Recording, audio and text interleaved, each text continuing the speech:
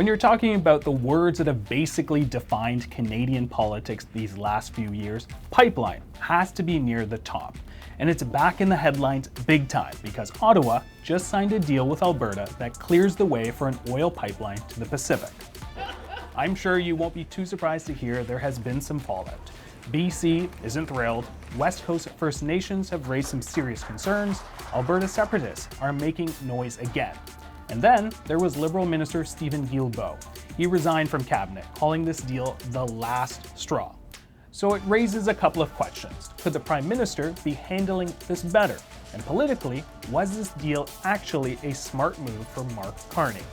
Then, how common is it for politicians to quit cabinet like Gilbo did, or switch parties entirely like Nova Scotia MP Chris d'Entremont?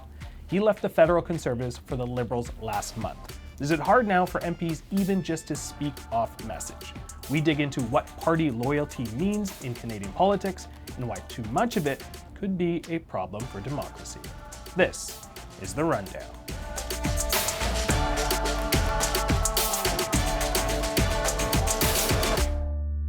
Prime Minister Mark Carney and Alberta Premier Danielle Smith were all smiles as they signed a new energy agreement late last month. The deal involves a new bitumen pipeline to the BC coast. But not everyone is happy. The plan is facing questions and criticism from British Columbia, First Nations, environmentalists, and more. I asked Stephanie Levitz, senior reporter for the Globe and Mail's Ottawa Bureau, about who stands to gain, who stands to lose, and what it will actually take to get this thing built. Stephanie, great to have you. How are you doing? My pleasure. I'm glad to be here. I want you to help us break down this memorandum of understanding for us. What was actually agreed to? So the memorandum of understanding, you can almost take it in two parts. You can look at it and say, the biggest part, the headline narrative was this idea, a commitment by both sides that there will be a new bitumen pipeline that runs from Alberta to somewhere on British Columbia's north coast. And in concert with that, the billing was, this pipeline and the potential the deal in providing for a pipeline also sought to address the obvious environmental concerns around a pipeline and the production of more oil, the sending and shipping of more oil. And so in tandem, the province of Alberta also agreed to a more stringent industrial carbon pricing program. And both sides said they're going to find a way to build what they're billing as the largest carbon capture and storage program in the world, which would be in northern Alberta.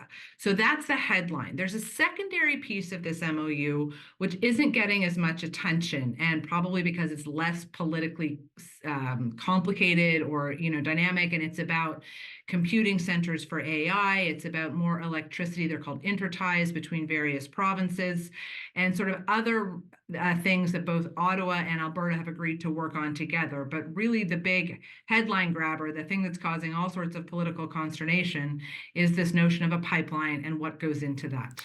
We'll obviously get to the pipeline, but I want you to help our viewers understand this deal. Can you put it in context of the sort of larger relationship between the province of Alberta and the federal government in Ottawa? Sure. I mean, when Justin Trudeau became Prime Minister, Liberal Prime Minister in 2015, and he came into office with a very direct commitment that he was going to do more to combat climate change. And one of the ways the Trudeau Liberal government chose to do that over the years was enacting a series of laws to do everything, for example, to legislate a restriction on oil tanker traffic off the coast of British Columbia, putting in place measures like a consumer carbon price, which we all recall, an industrial carbon pricing program, regulations on electricity, regulations on oil and gas emissions. And these were all measures really designed to drive down Canada's emissions, protect its environment in other ways, in the case of the oil tanker ban, with a long-term goal getting to net zero carbon emissions by 2050. Enter Alberta, enter the election of Danielle Smith, who, not unlike her predecessor, Rachel Notley, but Alberta Premier Danielle Smith really believed and argued and won government on the idea that everything the Trudeau Liberal government was doing was strangling the Alberta economy to death. that it was irresponsible, in some cases, flat out unconstitutional for the government to step in like it was stepping in because, one of the biggest sources of carbon emissions in this country is the Alberta oil and gas industry.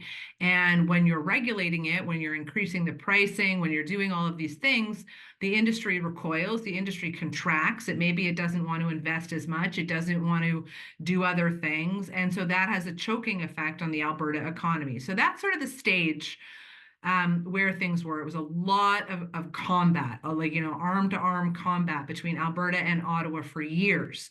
Then enter Mark Carney. And Mr. Carney took over from Justin Trudeau, in January. Mr. Carney took over from Justin Trudeau earlier this year.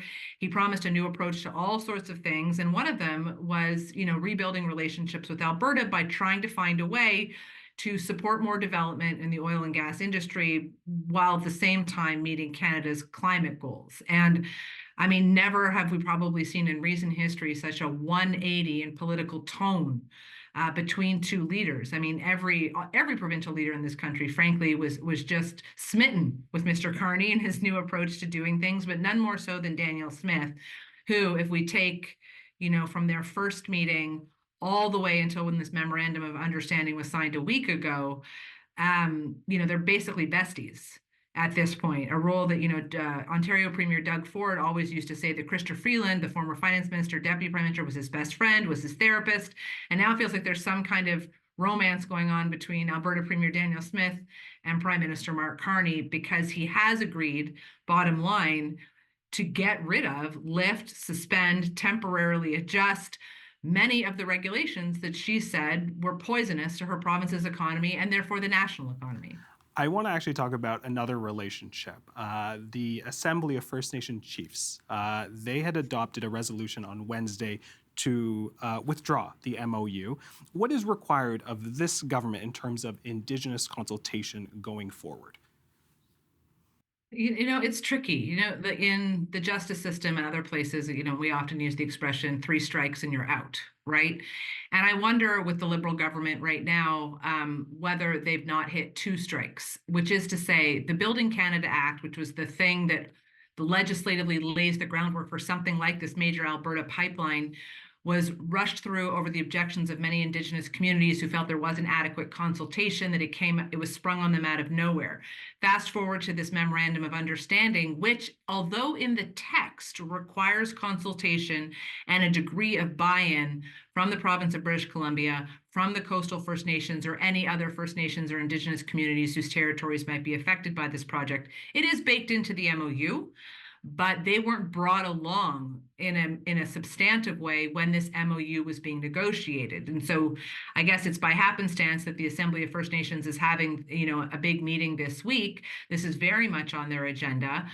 And, whereas the MOU does not, I'm trying to come up with the language. The MOU doesn't lay out in order to get, the consent and approval of coastal First Nations or other First Nations, we are going to do X, Y, Z, and we're going to do it over this amount of time. It just says, yes, this will be done in respect of Indigenous rights. Yes, there will be consultation and collaboration with First Nations. It's worth noting that this new pipeline is also allegedly going to be co-owned by Indigenous communities. I don't know who or when or how that's going to work. So there's elements of it built in. The problem is, the horse had already left the barn, to borrow yet another metaphor. And many First Nations are saying, you can't tell us how you're going to consult us later. Like, we should have been at the table to draw this up in the first place. Another headline, of course, is that Prime Minister Mark Carney lost a cabinet minister over this. Help us understand, what else do we know is happening behind closed doors in the caucus right now with the Liberal Party? It's interesting. When Mr. Carney came in, and his reputation and that of some of the folks he brought with him, namely and relevant in this instance is Natural Resources Minister Tim Hodgson, was that they were pragmatic businessmen who just wanted to get deals done, juice the economy, get things moving faster. There was a lot of support from the business sector, even from within the Liberals' own caucus, and begrudgingly, I think, even from amongst certain opposition parties.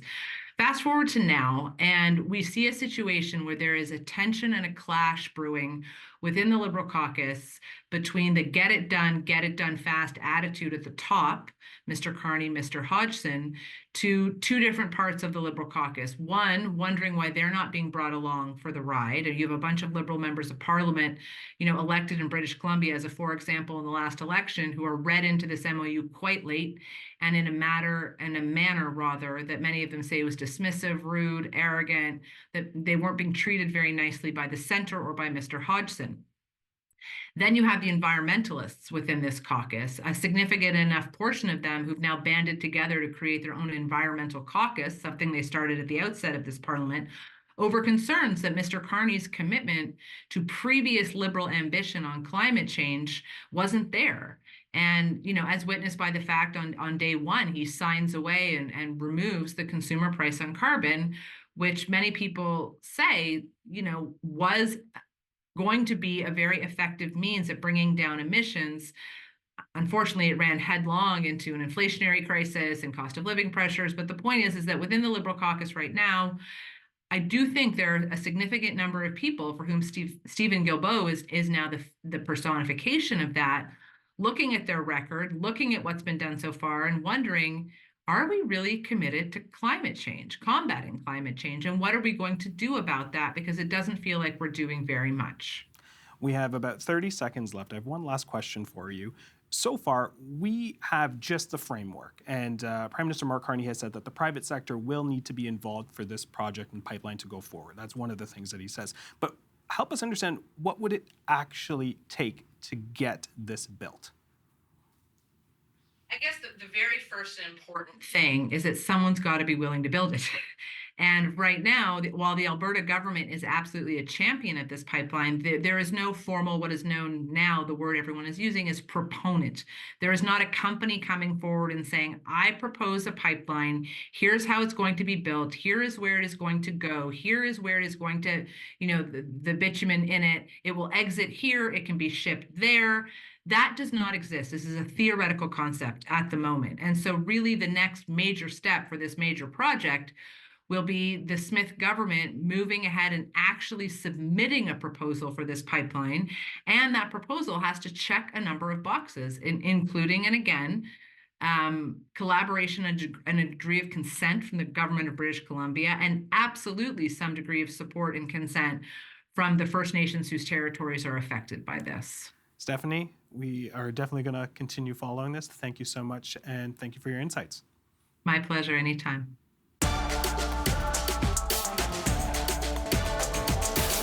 Who do politicians owe their loyalty to? Their leaders, their parties, or their constituents?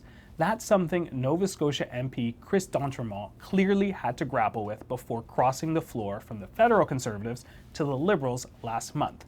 I didn't find I was represented there. That my ideals of an Easterner, of a red Tory, quite honestly, of trying to find ways to find solutions and help your community rather than trying to oppose everything that's happening. A new book, No I in Team, Party Loyalty in Canadian Politics, says it's getting rarer for parliamentarians to break ranks, even when it comes to what they say. I sat down with two of the authors, Alex Marland, Jaroslawski, Chair in Trust and Political Leadership at Acadia University, and Jared J. Wesley, Professor of Political Science at the University of Alberta, to talk about how party discipline is shaping democracy in Canada and silencing dissent. Alex, Jared, great to see you. How are you guys doing today? Hey, great. This is good to be on this program chatting with you. Great to be here. Alex, I'm going to come to you. This book spells out a system of really strict party loyalty in Canada, and I'm hoping we can get a brief history here. How did we get here? Oh, gosh. A lot of politicians will tell you there's no political parties in the Constitution of Canada. These things emerged. And if you think about it, whenever you're in a big group, you inevitably are going to start finding factions and little subgroups kind of emerging. And so it makes sense that in a legislature, whether it's at the federal level or in the provinces for that matter, you're going to end up having political parties emerge because people who are like-minded and have shared goals are going to want to work together and are going to be different than people who have different goals. And so what happened is over time in Canada, we saw that political parties started getting more and more power over time. But really, it's when you saw changes in the legislature that political parties had a lot more control over candidates, or sorry, over parliamentarians, and then eventually over candidates, particularly when party labels started appearing on ballots in the 1970s federally. Jared, MPs are consistent not just in how they vote, not in how they campaign, but also how they talk to media. How has message discipline evolved over time? Yeah, I think there's two trends that we noticed in our research. The first is that like-minded people, as Alex mentioned, start to congregate within parties, but at the same time, folks that might have shared even a slightly different opinion are simply not, offering their names up as candidates or joining the parties in the first place. So it becomes a matter of self-selection. But really, things took off with the advent of social media, as MPs, on one hand, had more access to direct communications with their constituents. Parties, at the same time, realized the huge risk involved in that. Parties themselves, as central organizations, wanted to drive one narrative, and they needed to make sure, from a risk perspective, that their candidates weren't messaging something that would either distract or, in worst case scenarios, counteract some of the things that they were trying to say to voters. And so social media was really the time when we saw this message discipline kick in into high gear. Can you help us understand, Jared, a little bit of sort of the training that kind of goes into this? Like when we talk about the risks that are involved, but what are MPs being told when it comes to message discipline? Well, one of the key findings and recommendations from our book is that MPs ought not just to hear from political parties when it comes to their orientation to Parliament. Right, Hmm. most of the introduction that they get to life as an MP or at the provincial level as an MLA or MNA, MHA, and all of the other acronyms, most of that orientation beyond where the bathrooms are and how to hire individuals from human resources is coming from the party, and as a result, these folks are being conditioned to think of not just voting in the legislature, not just drafting of laws and reviewing of laws, but how they communicate with each other in the House, and then how they communicate with their constituents. All of that is being conditioned by parties, training people to toe the party line. All right, Alex, I want to talk about some news that made some headlines a few weeks ago when MP Chris d'Entremont crossed the floor in November. It created a media frenzy. It was a big deal. Why? Well, I mean, I can tell you one thing that, the floor crossing event really for us was a key moment because it very much is what our book is about, which started as a grant to study floor crossing in Canada. And the reason why this attracts so much attention there's a few key variables that were different about Chris d'Entremont crossing the floor compared to some others that don't get a lot of attention, or they flame out after maybe a day or two. One was the fact that at the federal level, the seat count is so close between the Liberals' ability to have a majority government versus minorities. So one vote can matter, especially when it's coming from the Conservatives who are opposed to the budget going over to the other side. Then, of course, there's just simply the nature of Budget Day. So there's a lot of drama around that particular day. And then we get these images of Chris d'Entremont walking into the caucus room with the Prime Minister. And so all of these things really combine for everybody to start talking about this. And part of it is also because this is so shocking. This is seen as the ultimate treachery. I mean, the Liberals and the Conservatives are positioned as almost mortal enemies, even though we know that they actually have an awful lot in common. Jared, what does it do to our democracy when everything happens on such a strict party line? It feeds into what political scientists call affective polarization. So that's not just simply groups of people diverging when it comes to policy solutions or seeing themselves as being on the left and right. Though that has always happened. But what this hyperpartisanship feeds into is a sense that the folks on the other side are not just adversaries to be defeated during elections, but they're actually enemies that need to be vanquished from the field of competition entirely. And that enemy mindset, that strong out group animosity, creates a situation where folks that are within parties are more willing to forgive their leaders for any kind of democratic sins and misgivings if it means keeping the other side out of power. And so we've seen some of that on display, particularly here in Alberta lately, where the United Conservatives have been, I would say, stretching the bounds of liberal democracy with some of their most recent measures. And the interviews, when UCP MLAs give the interviews itself, because they've been coached not to provide interviews or talk to constituents, it's almost always, their response is almost always, well, it's better to do this than allow the New Democrats to be in power. And so that's really the dark side of hyperpartisanship. In the book, we talk about how partisanship itself is not necessarily a bad thing for democracy. It helps to organize votes and campaigns and make things a little easier for voters to understand. But when it tips across that line into affective polarization, I think that's when we start to see warning signs. Alex, let's get your take on that as well. I think that really what we're looking at is, a bigger picture question for me.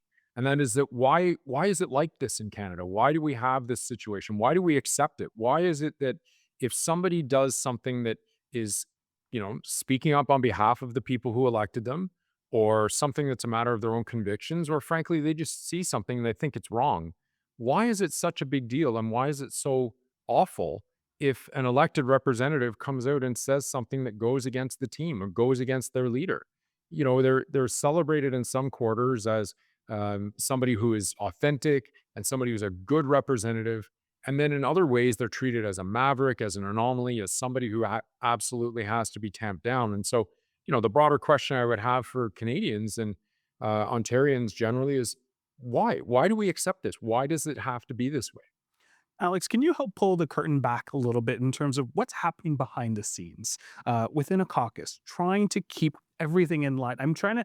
When Jared was talking, the first visual I got was kind of like a football team prepping before a game, getting everyone together, getting everyone hyped. But in terms of in times of conflict, what is happening in a caucus? Well, maybe I can explain two things, and they're both driven by technology that a lot of people would not know happens behind the scenes that really conditions things. So, the first thing we hear about every now and then is the candidate vetting process that goes on surrounding elections and the amount of scrutiny that goes in to look into the background of people to get a sense of, has anybody done anything that could cause embarrassment or be a distraction during the election campaign? I completely understand why political parties do that. They need to manage their brands and they need to control the narrative. But at the same time, what that does is that means that anybody who is, got a reputation of being outspoken or a bit of a maverick or a bit controversial might get screened out. And so you end up bringing in people who are told, always repeat what the message of the day is, what the leader is doing. Don't cause a distraction. Now you get elected. Now you go into the legislature, and what happens often is in the mornings you will get messages that are sent to you on your phone, and you're checking your phone, and what it says is, okay, here are the hot issues. Here's the key message, and here it is. Who's the spokesperson? And you need to make sure that you are repeating those messages. And if the media has anything they want to talk to you about, or a constituent or whoever it might be, direct them over that way. So the whole thing is about making sure that you have a team united construct when it comes to messaging, but that also takes away individual voice. Want to pick up actually on the media there, the media's role, really. Jared, when an MP expresses a different opinion from their party leader, it creates this frenzy. We see the microphones, we see the scrums. Is that part of the problem? Yeah, and I don't blame the media, right? I mean, it's part of Canadian political culture to expect parties to be cohesive, and when somebody steps out of line, it's seen as being a story in and of itself because it's so rare. I think the media outlets with the D'Entremont crossing, I think honestly it was a bit different in terms of the framing from previous episodes. The media's framing around Nate Erskine Smith's frequent disagreements with his party leadership within the Liberal caucus. I think the media has gotten a little bit more nuanced over time. In our book, actually, we looked at over 3,000 different news articles related to party defections since 1980. And I think we have seen a shift where people are starting to appreciate the value of independence of MPs. Now, whether that translates into the way that people or Canadians expect their parliamentarians to behave, or the way that leaders and partisans do is quite another story. Alex, party leaders describe their party like a family, which also means that there are disagreements that happen at the dinner table. But at the end of the day, we still love each other. Is it a really is that a real is that really a good appropriate description? It is for, I mean, it's not just the leaders who say it. It's a lot of parliamentarians will say it. And they feel a sense of attachment like you often do when you're part of a tight group, whether it's at your place of work or whether you've joined a sports team or whatever the case. All right, we have a few minutes left. I want to get to some of these solutions and recommendations. Jared, in the book, you propose some of those solutions to break down the hyper-partisan system. You mentioned one there, but can you share a few? Yeah, I think the one that I touched on earlier, I think is the low hanging fruit, which is to change the way that we orient parliamentarians to their jobs. And I know anybody that's been new to a job, it's like drinking from a fire hose in the opening days and weeks. So I don't think this happens on day one, but I think it happens over the course of their first few years in office, and that's to actually just go back to basics and tell them, yes, parties are an important part of Canadian democracy, but there are bigger principles at play, right? We have a system of responsible government where the government of the day is accountable to the legislature. And that means folks on both sides of the House are responsible for holding the government to account. And that means maybe sometimes stepping out either in caucus or in public to call the government to order, right? I think also talking to them a bit more about their role as representatives, as we talk about in the book, is also important. So they're not just partisan representatives. They have to wear a bunch of different hats. They're delegates on behalf of their constituents, but particularly in times of national crisis where things that happen that are unanticipated, they have to be trustees of the public good. They have to go and deliberate as a group of parliamentarians to come to the best outcome for all Canadians. And wearing that delegate, trustee, and partisan hat at the same time can be challenging, but it's something that we recommend parliaments, legislatures across the country consider. Alex, you get the last word. Yeah, well, one thing we need to do is somehow find a way for political parties to agree to make it easier for independents to get elected and easier for independents to have access to their responsibilities in the legislature. I think, off the top of my head, there's 4 independents who have been elected as independents in provincial legislatures right now, including in Ontario and Bobby Ann Brady. And we need more Bobby Ann Brady's and other independents, not too many of them, mind you, but we just need a few in every legislature to be able to say things that political parties won't say. One of the things that independents will say is that members of other political parties will come over to them and say, can you raise this issue in the legislature because I can't? That says a lot. All right, gentlemen, we are going to leave it here. Fascinating read. Really appreciate your time and your insights. Thanks for having My us. pleasure. Thanks.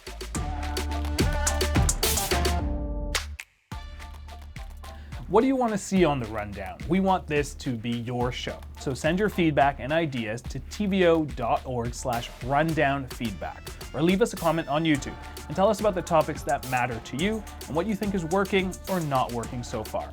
Until then, see you next week.